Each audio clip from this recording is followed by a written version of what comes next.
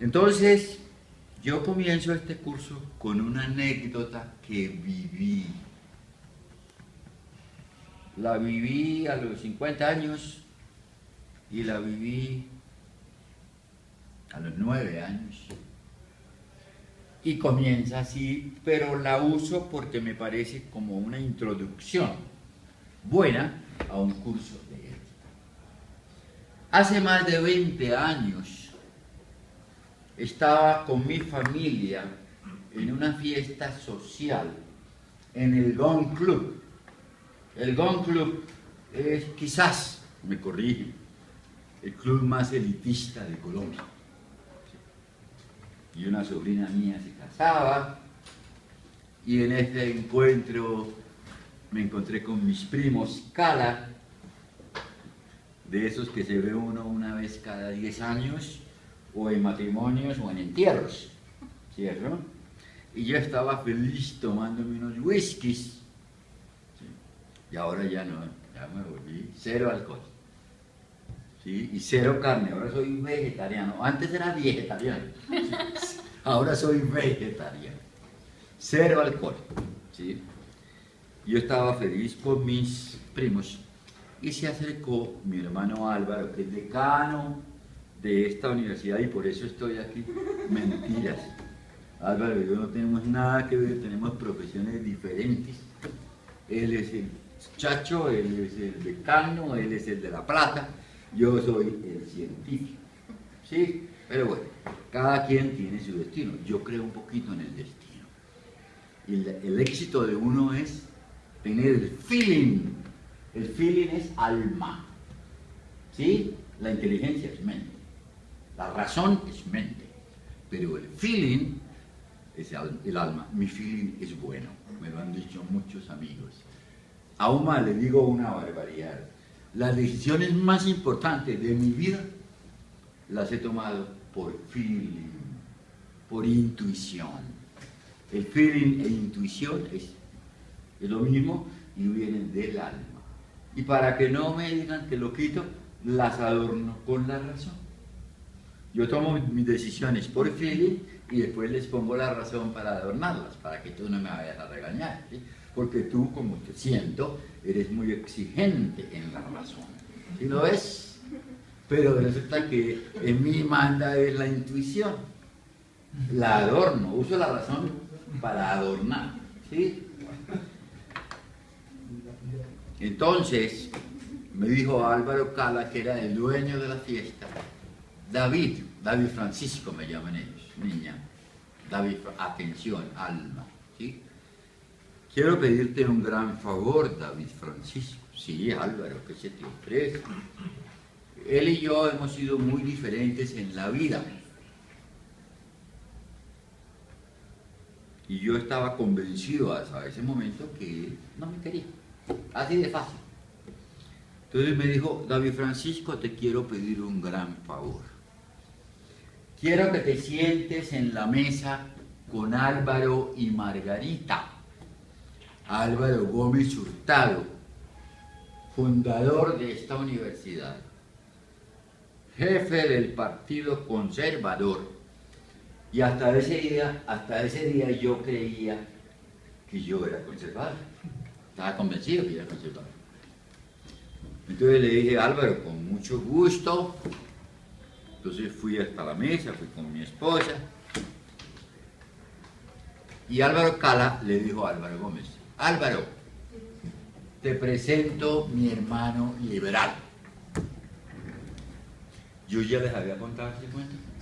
Ay, Dios mío, qué vergüenza. No ¿No les había contado? Sí. Bueno, tienen que aguantarse. Porque ya preparé. Bueno, hay algunos que no lo conocen. Bendito sea mi Dios. Tú no lo conoces. Yo lo conté en la clase anterior, pero lo quiero reforzar, porque de pronto hay algunas cositas que enriquecen. Entonces, para los que no me lo oyeron, o para aquellos que no me pusieron la atención debida, les cuento el cuento. Entonces, claro, yo me sentí supremamente mal, porque hasta ese momento yo creía que era conservador. Y me presentan ante el jefe grande del Partido Conservador como liberal. Entonces Álvaro Gómez dijo: ah, David, entonces tú eres la oveja negra de la familia. ¿Por qué eres liberal, David? Yo tenía dos oportunidades, decir: no, yo soy conservador y que quedara muy mal mi hermano David, o sostenerme, ¿sí? Entonces, en segundos, mis neuronas, las neuronas, los axons, ¿recuerdan ustedes qué son los axons? Que son las colitas de las neuronas, que son las que se unen unas con otras y forman la conectividad, ¿sí? Forman la conectividad. Y eso es casi a la velocidad de la luz. ¿Sí? Porque eso es pura bioelectricidad. A esa velocidad planteé mi esquema. Entonces me acordé de mi experiencia a los 6 años, a los 9 años. En mi casa, en el año 49, 6 años tenía yo, 6 años. En el año 49, mataron a un señor en mi casa. Lo mataron. Y la policía lo venía persiguiendo desde hacía varios meses, porque era un señor nacido en Barichara, que tuvo problemas con la policía en su casa. La policía iba a entrar a su casa 7 de la noche y él dijo: ustedes no entran a mi casa porque mi esposa y mis hijos ya están acostados. Y sin embargo la policía entró a la fuerza y se formó la balacera y él se bajó 2 policías. Entonces tenían instrucciones. El presidente de ese momento era Laureano Gómez, el papá de Álvaro Gómez. Y era la violencia entre liberales y conservadores. Entonces el señor viajó a Bucaramanga ese día y estaba visitando un amigo que era vecino nuestro, y alguien lo sapió, y entonces acordonaron toda la manzana de policía, y cuando dieron la orden, 8 de la noche, ¡prrrán!, entraron de sorpresa a la casa donde estaba el señor, y el señor, cuando se dio cuenta, comenzó a correr y a saltar de solar en solar, y los policías también de solar en solar detrás. 1948, 49. Mi mamá, que estaba sola porque mis hermanos mayores y mi papá estaban fuera de la casa, no era noche, estaban en cine. Entonces ella oyó la balacera en el solar, se angustió y llamó a la policía. Pero Bucaramanga en ese entonces era un pueblito, todavía es pueblo, sí. Era un pueblito, entonces la policía llegó a los 5 minutos. Y era policía por la puerta principal y policía por el solar. Había una ronda, un hueco en el solar, entre pared y pared de las casas vecinas. Ese hueco lo utilizaba yo para jugar mis soldaditos de plomo, muy famoso de los soldaditos de plomo de esa época. Yo tengo una colección de soldaditos de plomo, tengo 70 soldaditos de plomo, que las personas de esa época admiran mi colección de soldaditos, donde jugaba yo en esa ronda, en ese hueco. El señor llegó a la ronda, se agarró así de las paredes para saltar a la otra casa, y llegó la policía, y lo vieron esa policía, imagínense, ¡ras!, lo fusilaron, y lo arrastraron por toda la casa. 1948. Yo me levanté a las 6 de la mañana, y vi esa casa vuelta nada, una porquería. Yo dije: ¿qué pasó aquí? Entonces me dijeron que anoche mataron a un señor aquí en la casa, en el solar. ¿Y por qué lo mataron? Pues dijo mi mamá: porque era liberal. Esa fue la respuesta. Y eso me impactó mucho. Lo mataron porque era liberal. Entonces le dije: doctor Gómez, de pronto Ahí está la esencia de por qué yo salí liberado. Su padre, su distinguidísimo padre, era el presidente de Colombia. Pero mi cuento no termina ahí.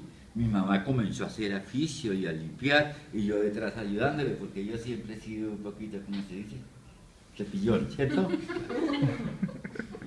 Ayudándole, llegamos al solar, y había un cajón grande que era para las gallinas, que no estaba en su sitio, no estaba en su sitio. Entonces yo estiré mis bracitos y lo corrí así, 7 de la mañana, al otro día. Y cayó muchísimo dinero, pero muchísimo dinero cayó del cajón. Yo me asusté y corrí a la pieza de mis hermanos, los levanté y les dije, encontré mucha plata en el solar. Y entonces recuerdo en la mesa del comedor, todos contando el dinero. Y yo observando. ¿Cuánto era? Valor presente. Un día de estos lo calculé con testigos de esa época. Con Álvaro Cala me ayudó a calcular cuánto era. Y concluimos que eran $10.000 en efectivo. $10.000. Es más o menos lo que le dejan a uno sacar. Él tenía un pasaje que al otro día salía vía Cúcuta, salía del país, vía norte de Santander. ¿Sí? ¿Dónde está mi compañero norte santanderiano? Aquí. Bueno, por ahí salía del país a Venezuela, y salía del país, huía del país, un pasaje. Entonces, $10.000 en la mesa del comedor. ¿Qué hacemos con el dinero? Entonces dijo alguien, entreguémoselo a la policía. Pero dijo otra persona, se lo roban. Entonces dijo mi papá, busquemos la viuda. Busquemos la viuda. Efectivamente la viuda se buscó, se encontró, fue cuestión de 3, 4 días. Y yo fui con mis 2 papás a donde la viuda. Yo la recuerdo a ella como tú, mi querida, sí, mi querida árabe, ¿sí? Así la recuerdo. Como es ella, ese es el recuerdo que yo tengo de la señora. Era de tu perfil, era de tu, ¿cómo se dice eso? De tu talante, como decía el doctor Gómez, tal, ¿sí? Y mi papá le dijo, señora, estos $10.000 se los dejó su esposo. ¿Sí? Y se los sacaron. Ese fue mi primer ejemplo práctico de ética. Yo observé todo eso en pocos días, en una semana observé todo eso. Pongámonos la mano en el corazón, ¿qué hubiéramos hecho nosotros?